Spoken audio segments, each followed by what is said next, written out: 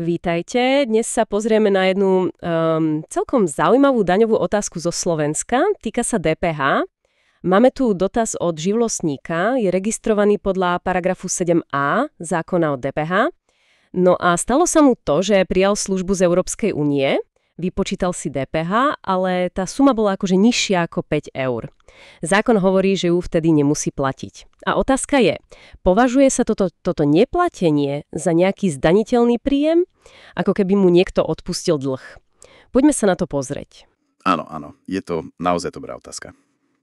Pekne ukazuje, ako sa môžu prekrývať pravidlá DPH a dane z príjmov. A je fascinujúce sledovať, ako zákon vlastne rozlišuje medzi tým, kedy daňová povinnosť vznikne a kedy vznikne aj reálna povinnosť tú daň zaplatiť. Dobre, tak začneme tým paragrafom 7a zákona o DPH. Čo to vlastne pre toho živnostníka znamená? Prečo má takú špeciálnu registráciu? No, v skratke to znamená, že on nie je taký ten bežný, štandardný platiteľ DPH, viete, mesačný alebo štvrťročný, ktorý si uplatňuje odpočty a podobne. Je to osoba, ktorá sa musí registrovať len pre špecifické prípady, hlavne keď príjma služby zo zahraničia alebo naopak, keď ich dodáva do zahraničia. A keď teda príjme službu z EÚ, vzniká mu povinnosť vypočítať a priznať tú slovenskú DPH. Musí podať daňové priznanie. Rozumiem. A presne to sa stalo aj tu. Prijal službu, musel teda podať priznanie, vypočítal daň, lenže výsledok bol, ako hovoríme, veľmi nízky, po tých 5 eur. Presne tak. A v tomto momente vstupuje do hry paragraf 78, konkrétne odsek 3 zákona o DPH. Ten hovorí celkom jasne, že ak tá vypočítaná daň na úhradu v daňovom priznaní nepresiahne sumu 5 eur, tak sa táto daň jednoducho neplatí.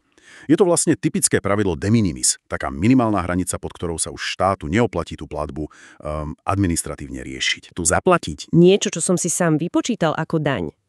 Neznamená to pre mňa nejaký benefit, nejaký príjem? Veď poznáme zo zákona o daní z príjmov ten koncept odpusteného dlhu, ktorý sa zdaňuje. Prečo to nie je tento prípad? No. A práve v tom je ten kľúčový rozdiel v tej právnej konštrukcii. Zákon o daní z príjmov, áno, v paragrafe 6, tamto je, považuje odpustený dlh, ktorý súvisí s podnikaním, za zdaniteľný príjem. Lenže, a to je dôležité, v tomto našom prípade z DPH, tu vlastne nejde o odpustenie dlhu. Ten zákon o DPH totiž hovorí niečo iné. Hovorí, že pri týchto sumách do 5 eur nevzniká povinnosť tú daň zaplatiť.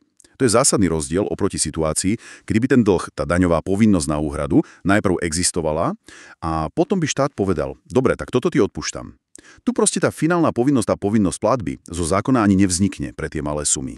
Zákonodárca akoby vopred povedal, že takéto drobné sumy z pohľadu inkasa riešiť nechce. Rozumiem tomu, takže to kľúčové slovo je nevznikne. Tá povinnosť zaplatiť technicky ani nevznikla a preto nemôže byť ani odpustená, ako to poznáme zo zákona o daní z príjmov. Nie je to teda nejaký darček od štátu, ale skôr administratívne zjednodušenie, ktoré je priamo v tom zákone o DPH. Presne tak. Tá právna formulácia je tu absolútne rozhodujúca. Keďže povinnosť zaplatiť nevznikla, nie je čo odpúšťať. A teda, logicky, nie je ani dôvod to považovať za zdaniteľný príjem podľa toho druhého zákona o daní z príjmov. Je to len, ako ste povedali, dôsledok mechanizmu DPH pre veľmi malé sumy. Dobre, čiže čo si z toho môžeme odniesť? Pre tých živnostníkov, ktorí sú registrovaní podľa paragrafu 7a, príjmu službu z EÚ a tá vypočítaná DPH im vyjde pod 5 eur, táto suma, ktorú reálne nemusia zaplatiť, im nevstupuje do základu dane z príjmov. Nemusia si ju nikde pripočítavať k svojim podnikateľským príjmom. Áno, presne tak. Je to pekná ukážka toho, ako je dôležité čítať zákony naozaj pozorne a vnímať tie nuance. Ten rozdiel medzi pojmami odpustený dlh a nevzniknutie povinnosti zaplatiť je to naozaj zásadný. A ako sme už vlastne naznačili, tento koncept minimálnych prahov de minimis je v práve a v správe celkom bežný. Slúži presne na to, aby sa zabránilo nejakej neefektívnej administratíve, keď ide o naozaj zanedbateľné čiastky. Kde by tie náklady na správu, na výber tej dane možno prevýšili samotný výnos. To je zaujímavé. Človeka to až nutí zamyslieť sa, koľko podobných minimálnych limitov a rôznych prahov v našich zákonoch vlastne je, ktoré nám takto potichu zjednodušujú život alebo procesy, bez toho, aby sme si možno úplne uvedomovali, ako presne právne fungujú a aké sú ich daňové alebo iné nedôsledky. Možno téma na ďalšie zamyslenie sa.